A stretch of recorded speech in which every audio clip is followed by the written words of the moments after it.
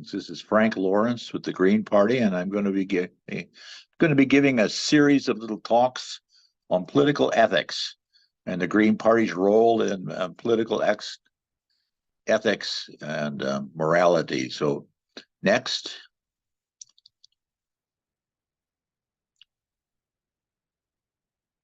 So we should be looking at a introduction slide. So we're going to briefly review a previous little chat that I had. Was we want to define the difference between ethics and morality. And so basically ethics is a rule of conduct for a group or an organization or professionals, and morals is very, very similar, and they overlap a lot. But the principles or habits related to right and wrong conduct. And this is based on the individual's own compass of right and wrong. Next.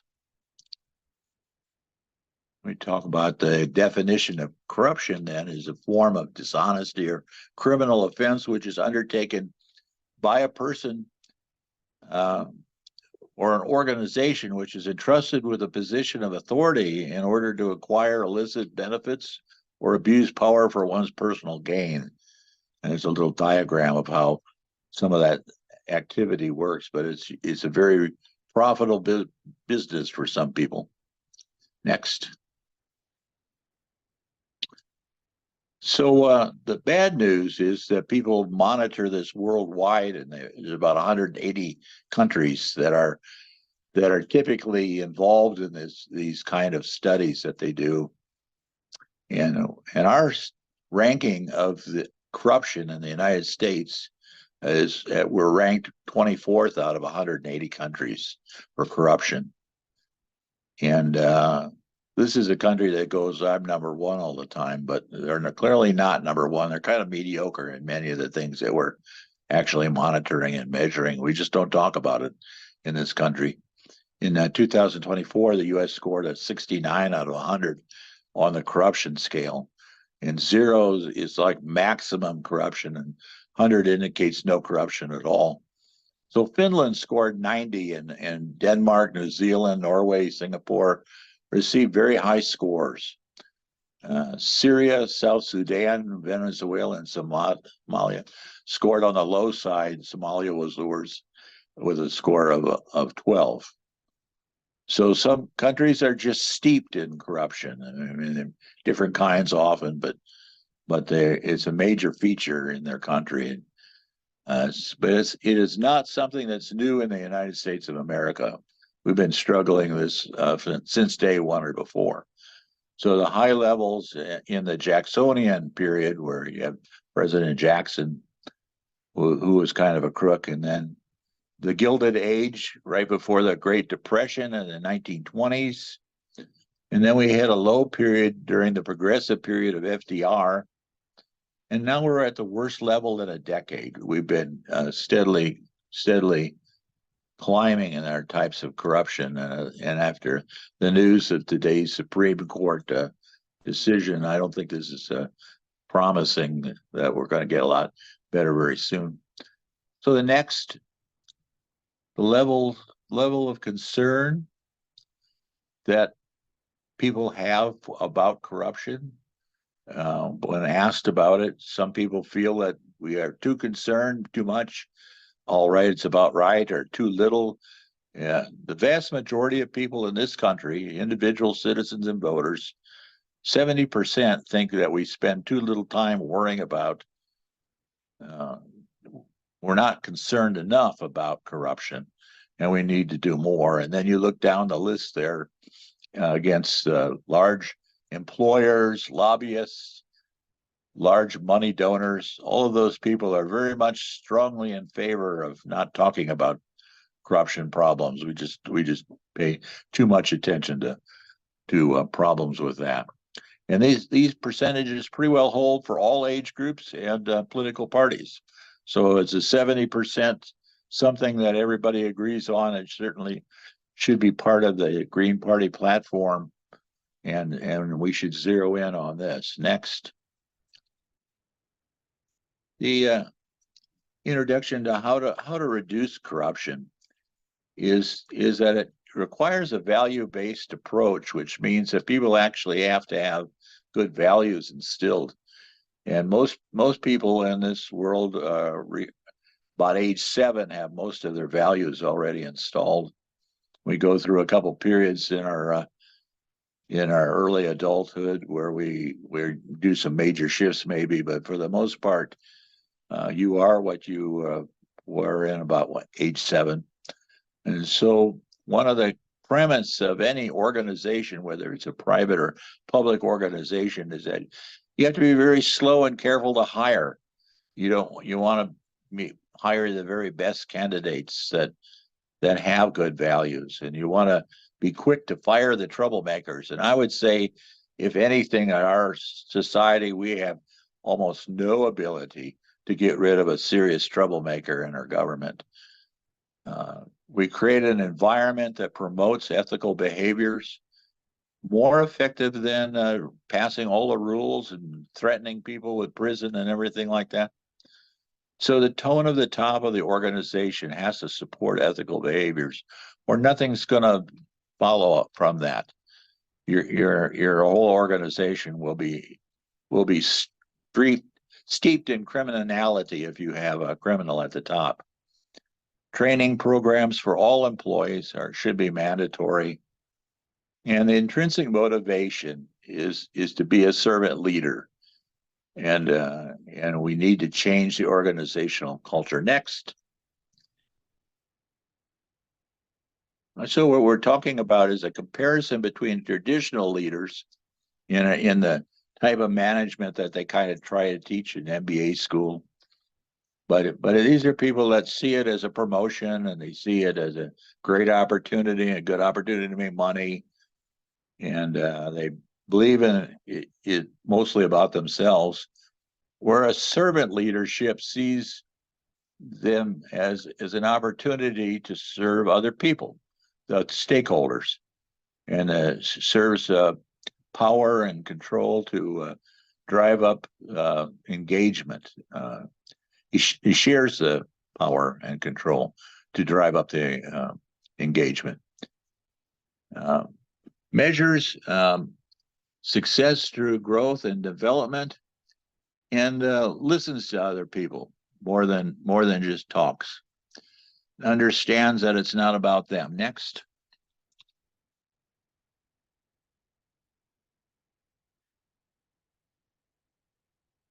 So our next slide is one you see in the servant leadership courses and things that you might be taking if you are in a business management training session. But basically, it's a reversal of what you think. They've got a power pyramid on the left side. They've got the power pyramid with the leader at the top and the clients and everybody else down at the very bottom, the customers. And the servant leadership model is that we put the customers up at the top, and your job is to facilitate your employees to do a better job of serving the customers. Whether it's a private organization or a public organization, it doesn't really make any difference. It's just fundamentally correct. Next.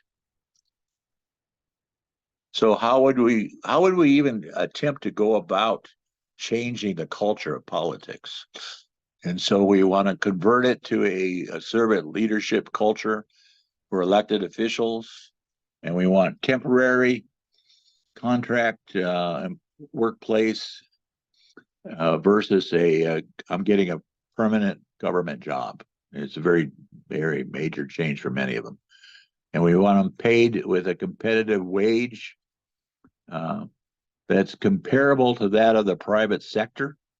So this is in line with what other successful countries have been doing to fix their problems. Employees are primary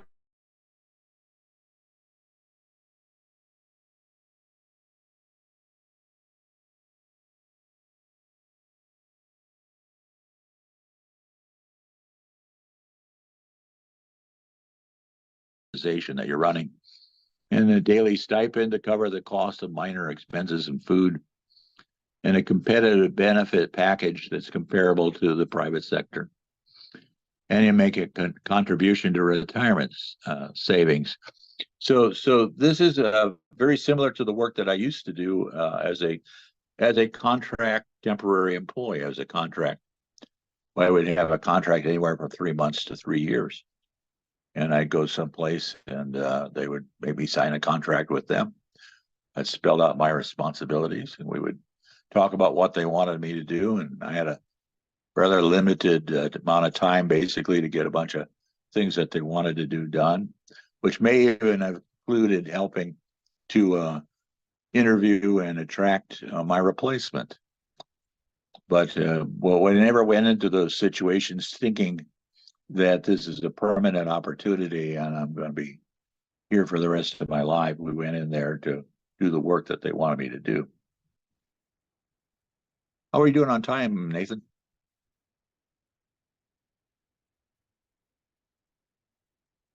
I haven't been timing.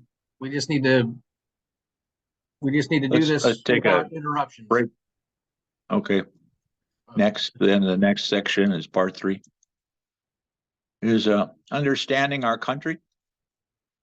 Libertarian talking points. I've been engaged with libertarians or conservatives for many years, and they typically believe this, that government is just way too big, government is just way too expensive, too much infrastructure expenses going on, too many regulations and rules, too many social programs, taxes are too high. And none of these statements are true when you compare this country with most other successful comparable countries around the world.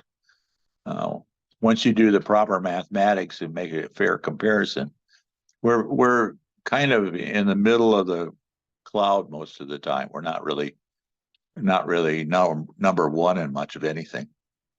And we need to compare ourselves to comparable countries, and we need to adjust our measures with the per capita or GNP data. Next. Demographics of the USA. I want to go through a little bit of some of the things I have said to them is that the United States is in fact the 4th largest country in the world. And so we have an enormous amount of property and land and resources to manage. And we can't do that like a much smaller country. The United States has the 2nd largest population. We're the 3rd largest population in the world behind China and India. And a lot of Americans don't realize that we're actually the 3rd most populous nation in the world. The United States has the largest GNP in the world by far. And a lot of times you'll hear people worrying, oh, China is going to be overtaking us. And Japan and Germany are hot on our trail. Well, we're not really. And when you look at it in a more honest manner, the United States social progress, however, has declined since 2011, and as a result, the United States has sunk to the 29th place in, and we're in the 2nd tier of social programs. And the U.S.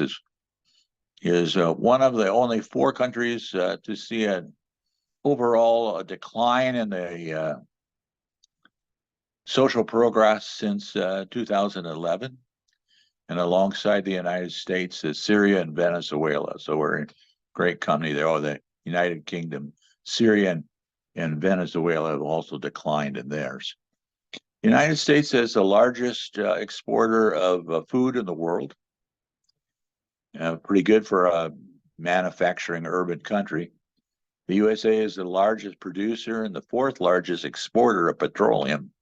So we kind of got what people were urging us to do is drill, baby, drill. And we did that. And with all the fracking and everything, we're basically the largest producer of petroleum in the world.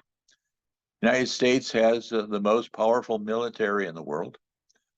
And we spend more than the next top 10 countries. It's close to 50% of all the military expenditures are ours. The United States has market share about 40% in international arms exports. And we're the largest suppliers of major weapons and ammunition. We're behind Russia and France, who have about 11% of the market. So really, there's nobody too close to us there. We're a very diverse country, and I list some of the diversity that we have. There are other countries that also have great diversity, but we're a very large country with lots of different people, and that complicates things next for the for just management of people, in that we're not like a nation where there's only it's only got Swedes in it or something. We've really got to manage a very complex, constantly changing situation there. So one of the surveys that's done every year is the happiest countries in the world. And there's a list of the 20 happiest countries in the world, and we're going to talk a little bit about that.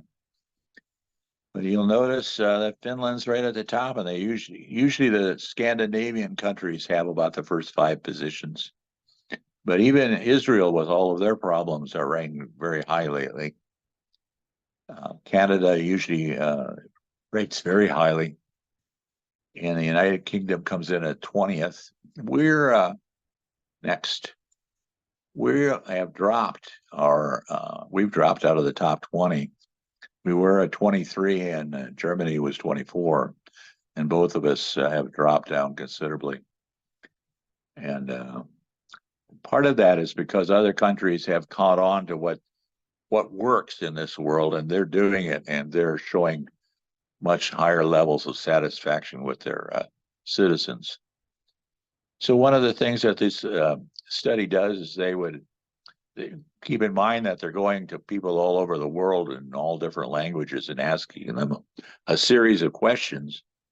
So they say, imagine a ladder with steps numbered from 0 to 10, and at 10 at the top of the ladder being the best possible life, and the bottom of the ladder represents the worst possible life for you.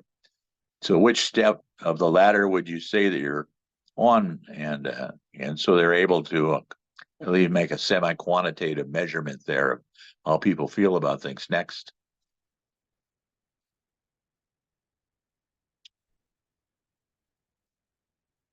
'20th happiest countries in the world. So what we have is a series of objective measurements.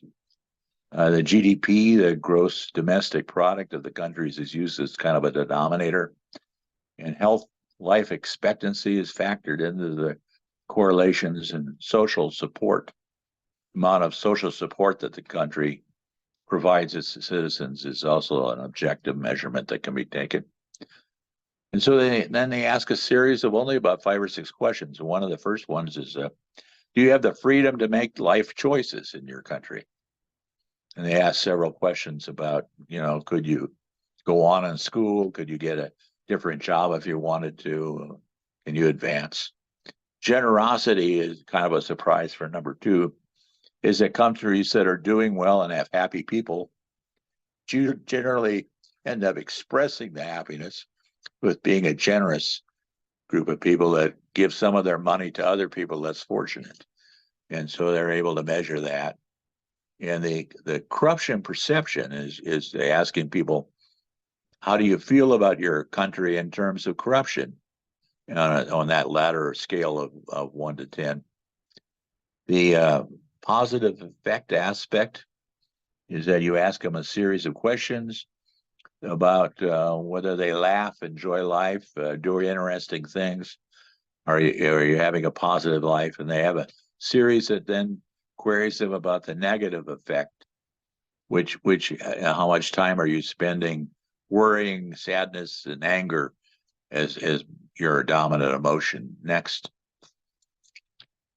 And the last question that they're asking is one directly related to what we're going to be talking about in the next few talks, is institutional trust.